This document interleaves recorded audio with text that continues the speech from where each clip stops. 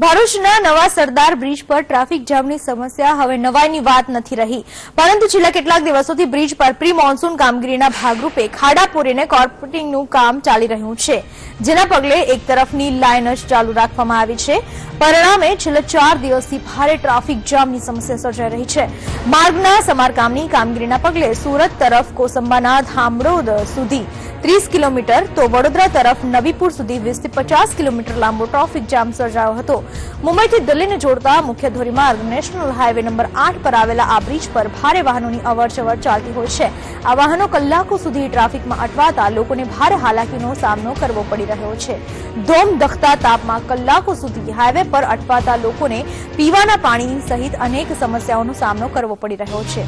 આ સિવાય સ્થાનિકોએ પણ રોજિંદા આવન જાવનમાં ભારે હાલાકી ભોગવવી પડી રહી છે. જોકે રાહતના સમાચાર એ છે કે માર્ગના સમારકામની કામગીરી પૂર્ણ કરી દેવામાં આવી હોવાથી 24 કલાકમાં ટ્રાફિકની સમસ્યા હલ થઈ જશે.